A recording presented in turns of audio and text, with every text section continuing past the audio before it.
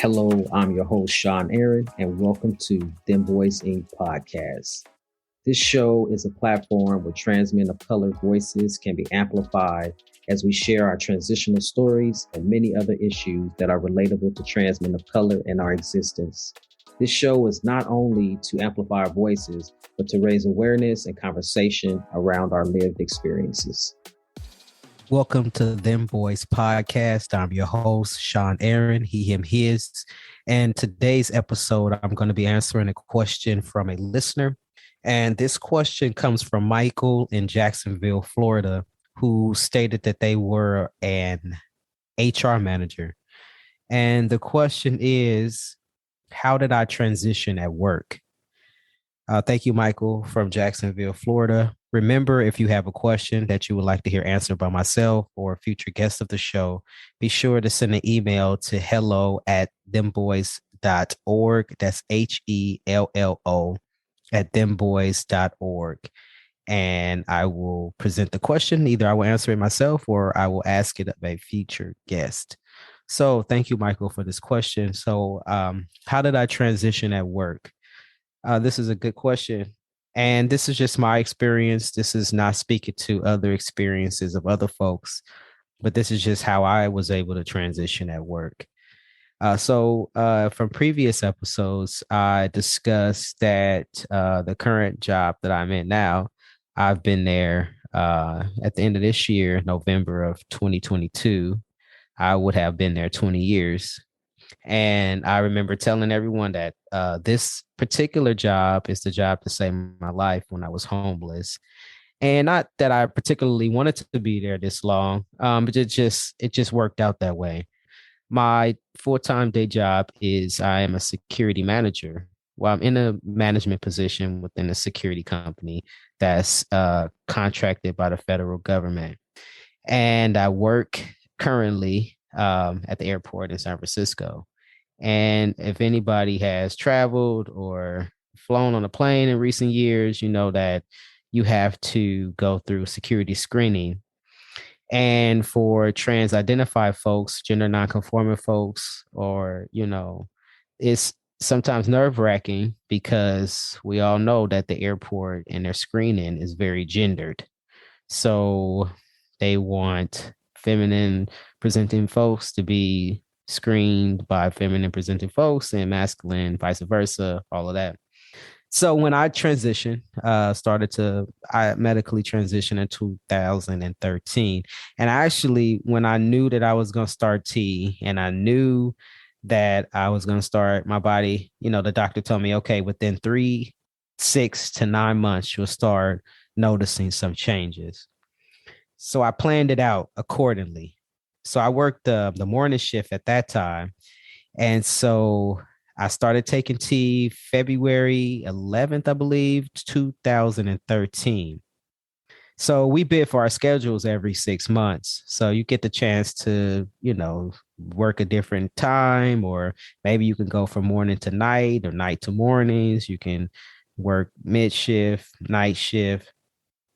So it really depended where you fell along this seniority list would depend on where you would end up. So, of course, the people at the top of the list, they always got the best schedules, best days off, best locations. So I was currently working the morning shift at this time. So I had to be at work at 3:30 in the morning. So when I started T, I was preparing. So I'm like, okay, 6 months from now, my schedule was going to change. So I knew that my schedule was going to change in October. So I actually had my surgery October the 1st, 2013. But I knew that my schedule would change in mid-October. We bid for it a month in advance before it actually changes. So I was going to work. I had started T. I was going to work every day. I didn't say anything to anyone. I was just waiting for my changes to come about or whatever. I didn't tell anybody about surgery. I didn't tell anybody about transitioning. I just kind of wanted to just go about my day as normal and I deal with it as it comes up.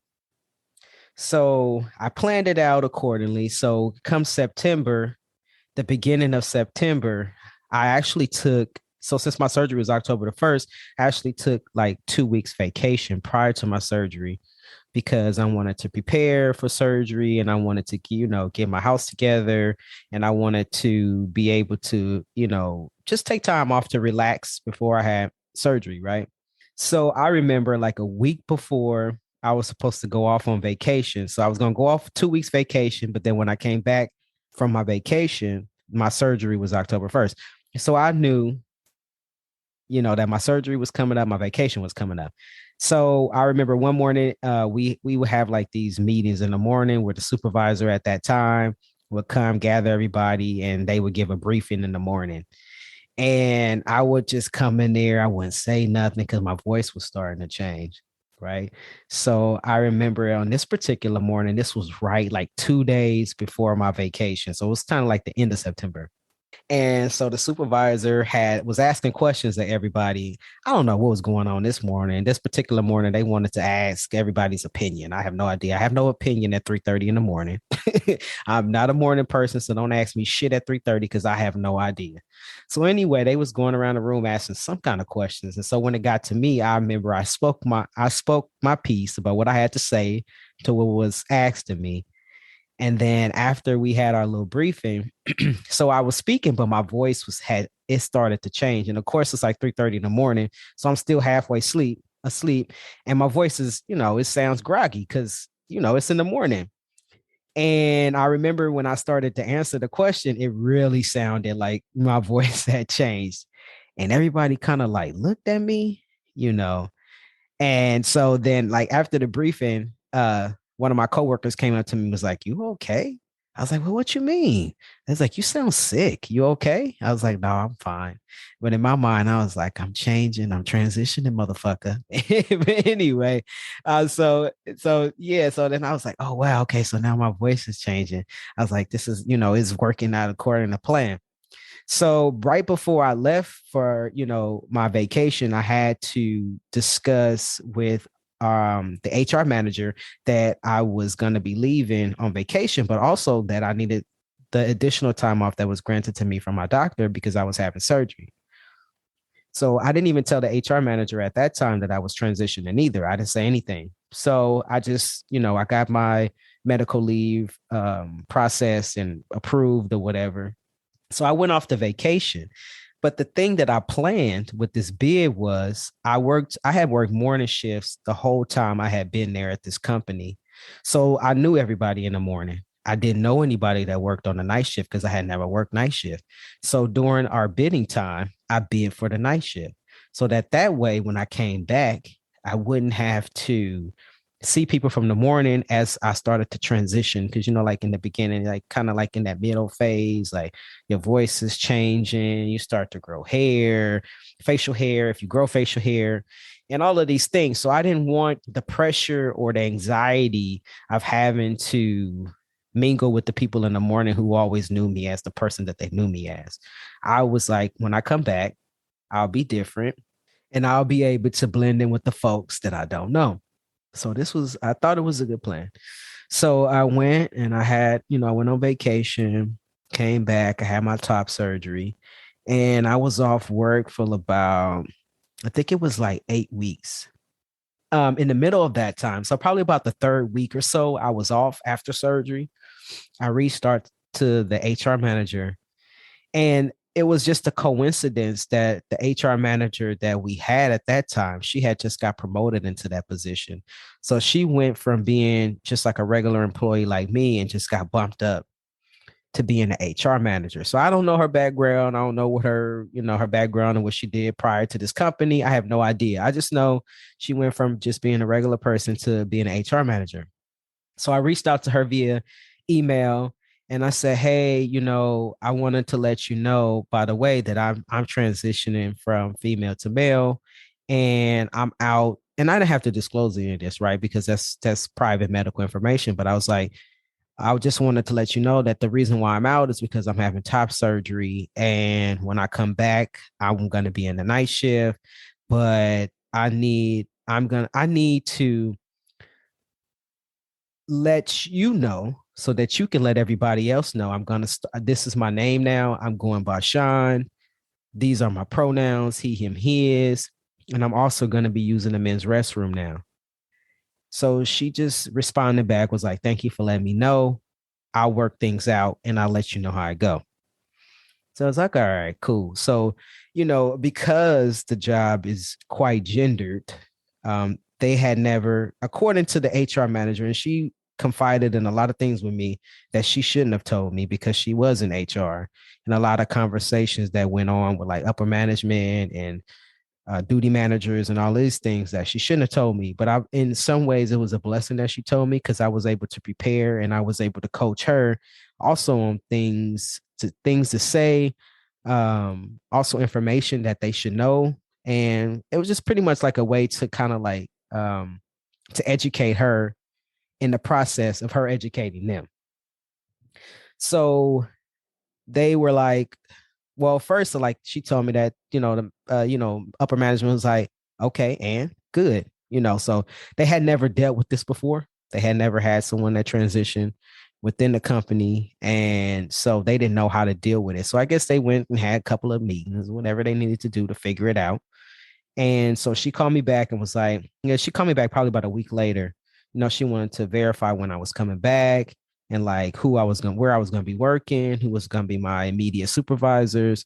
She wanted to make sure that she gave everybody, I don't know, like a quote unquote warning, or I won't say warning, but that everybody that would be in contact with me would be informed. So informed about pronouns, informed about my name and all of that stuff.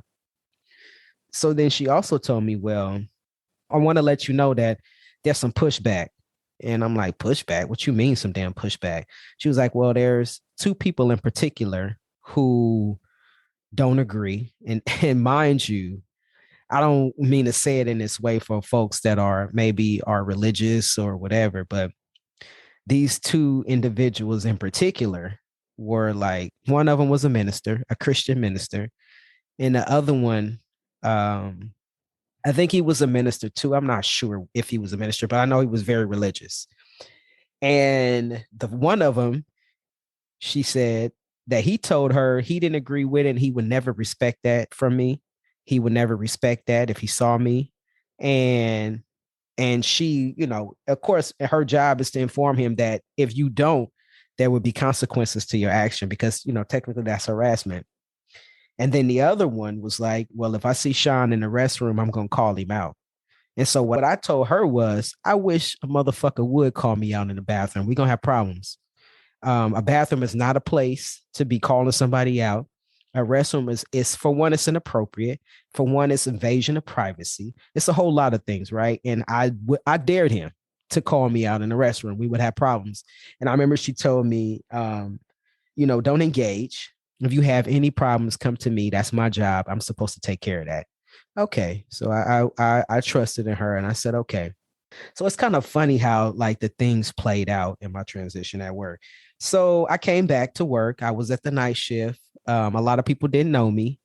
Some people did know me, but they had heard, through the grapevine or whatever, that from upper management had, they had to tell the supervisors. And so supervisors had to tell other people that would be in contact with me that, what these things were or whatever, what was going to happen and how they needed to respect me.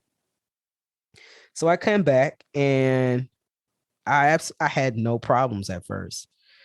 I remember I had one of my coworkers. Well, he wasn't a coworker. He was like a supervisor of mine. He called me up on the phone, asking to speak to me. And I'm like, oh shit, here we go. But then, I have always respected this man. I won't say his name, but I picked up the phone and he was like, hey, they telling me that I need to call you, that you go by Sean now. Is that true? I said, yes. He said, good. Well, what's up, Sean? Nice to meet you. I was like, oh shit. I was so surprised. I was like, okay, thank you. Nice to meet you too. He was like, all right, then bye. I was like, okay. But in that moment, I was like, oh, okay. I thought this was going to be something different. Right. And so I just kind of like really integrated into, I was kind of blessed in that way of integrating back to work.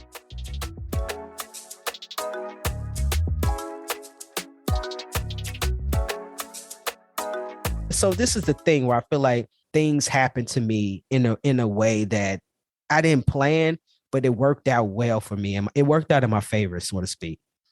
So the two people that told HR that they was gonna, one didn't like it and the other one said they was gonna call me out in the restroom. One of them got fired.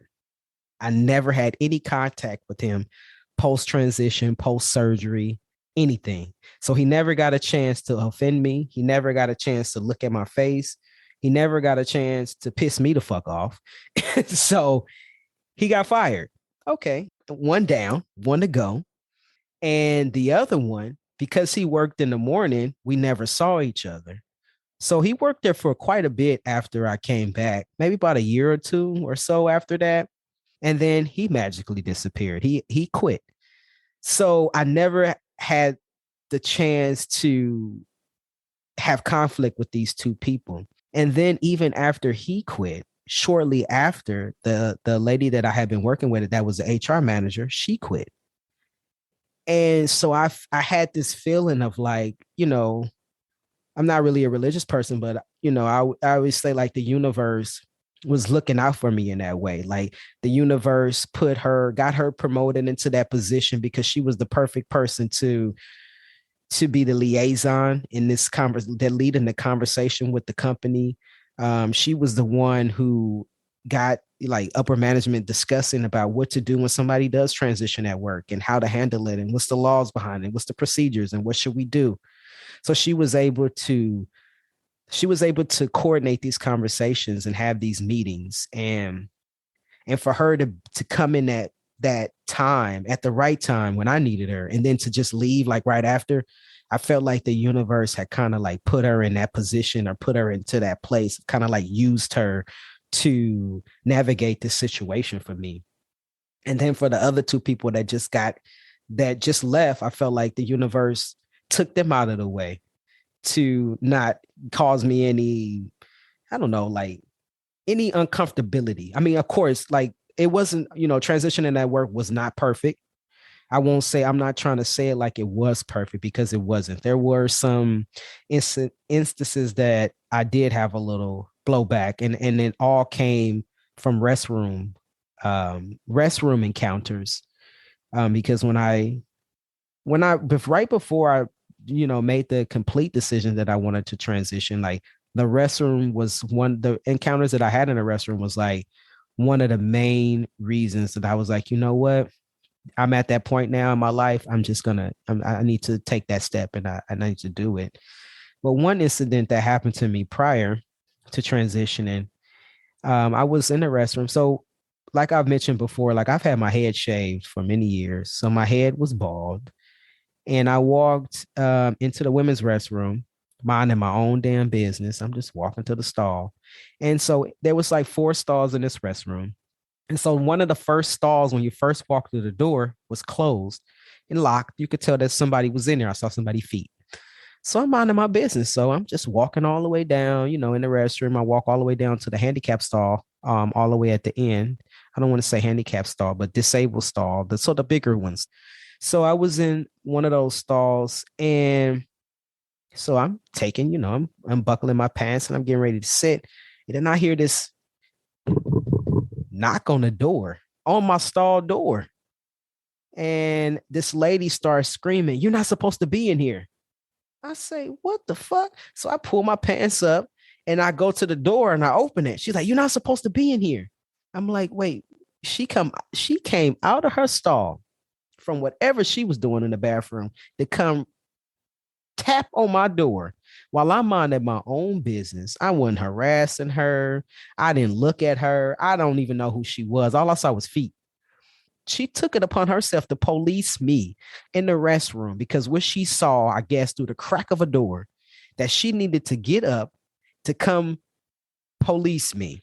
So she knocking on the door. So I open it and she like, "You're not supposed to be in here." I said, "Excuse me? You're not supposed to be in here." I said, "Who said I'm not supposed to be in here?" She said, "Society says you're not supposed to be in here." That took me back. I'm like, society? She said that they say in society. I said, "Who are they?" People. Well, who are people? Everybody. They say you're supposed to be in the bathroom, that if you're a man, you're supposed to be in a man's restroom. Now, at this time, I had not fully identified as being a man. I hadn't yet transitioned. I was on my way there, but I hadn't yet. So I said, first of all, You should mind your own damn business. Don't worry about what the fuck I'm doing. You go back in the bathroom in your stall and do what you're doing. And I'm going to stay here and do what I'm doing. But she just went on. She got closer in my face and she was like, I'm going to call the police. You shouldn't be in here. Get out, get out. And I ended up taking off my jacket, because I hadn't had top surgery. So I wanted her to see, like, check this out. You kind of wrong. And she didn't care. She just kept in my face. You need to get out. You need to get out. I don't feel safe. You need to get out. And I remember walking out of that bathroom and I cried so hard. I have never in my life cried at work. Well, I did cry one time, long time ago. I got laid off, but that's different.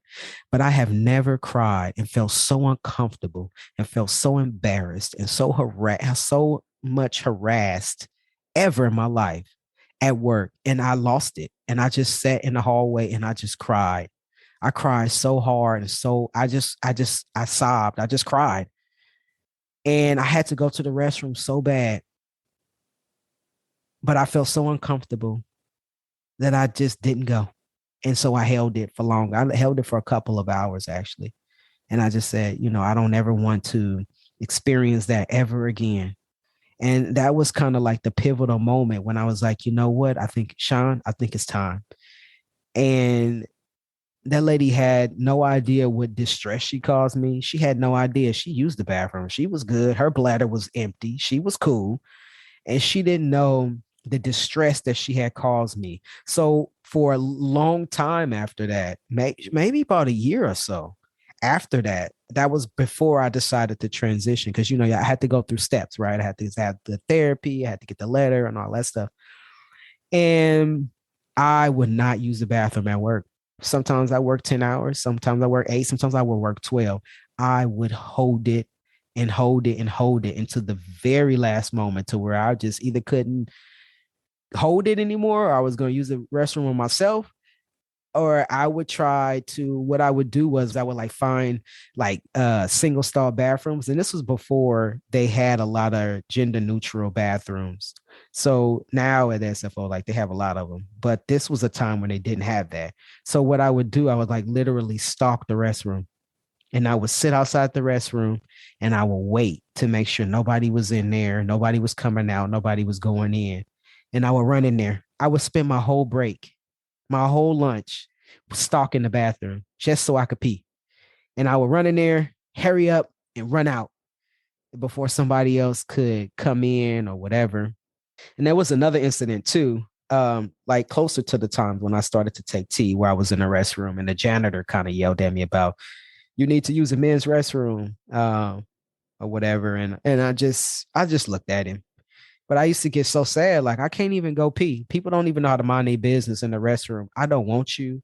I'm not harassing you. I want to do everything that everybody else is trying to do in the restroom. Whether you want to fix your clothes, you want to brush your teeth, you want to get something out your teeth, you want to pick your nose, you want to, you know what I mean? That's what the restroom is for. It's mind your own damn business. Don't try to unless somebody is physically harassing you or causing you some type of a harm, mind your damn business. So that really had bothered me. So transitioning at work was easy, and then it was difficult at the same time. And even to this day, I'm still traumatized about using public restrooms, even though how I look now and much so passing, right? But I still am very fearful of restrooms. And I try to find single stall restrooms or gender neutral restrooms whenever I can, because I'm triggered by restrooms and not wanting to have that confrontation and not wanting anybody to harass me and just, I just want to pee or shit or whatever I got to do in the bathroom. I don't want nobody harassing me. I could care less what you doing in your stall. I am not paying you no attention, right? I remember one time at work too. This was after I had transitioned. It probably had been 2 years now. And I asked one of my coworkers, I hadn't seen him in a while. And so I was just trying to mingle with him normal, like we normally did, even pre-transition, right? And we were just having our normal conversation as usual. And then I don't remember, I had kind of pulled him to the side and I was like, don't you want to know about my transition? Why ain't nobody asked me about it? And he looked at me kind of crazy. He was like, why the fuck would I ask you that? And I was like, well, don't you want to know? He said, I don't give a shit. He said, you are who you are. I know you as Sean, and that's it. I don't have to ask you no questions about it. It's, it's right in front of me. What do I need to ask you for? And that was just so validating. Like, that's why nobody asked. Like, literally, nobody asked, except for the one guy that called me over the phone. Nobody asked. Nobody had any questions. Nobody, I mean, which they shouldn't, right? Because that's not the type of work environment you want. That's harassment. And if you are at work and you're transitioning at work and you feel uncomfortable, or somebody's making you uncomfortable or saying things that they shouldn't be saying according to law in your state or whatever, you should go to someone, HR, or however the reporting goes within your company, because you shouldn't be at work and feel uncomfortable. I've known folks that quit because they felt uncomfortable. Even at my job that I'm at now, I know people that wanted to transition but didn't feel comfortable doing so there. And so they did quit. So I want to make that quite clear. Like, you should not take harassment. You should not, even in the restrooms or wherever, if all possible, you should protect yourself. You should advocate for yourself. Yeah. So I was just shocked that like nobody asked, nobody. I remember another coworker too, many years after that, 2013. I've transitioned many years now, but one of my coworkers, we just so happened to be talking about transitioning, and he asked me some questions. And he said, at first, he's an older guy. He was like, at first, I didn't get it. I didn't know what transition it meant. He was like, and I hadn't seen you in a long time because you work nights and I still work mornings.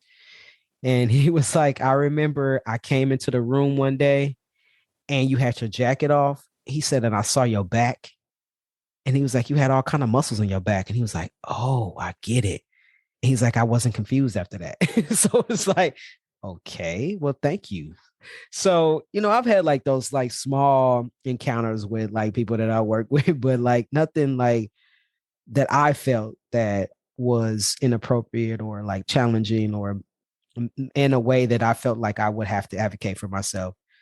There was another one incident that comes to mind too that I can remember. There was this one guy that started to work there. He was new, so he had just started shortly after I transitioned and shortly after I worked night shift. And so he was in the break room and he was reading the newspaper.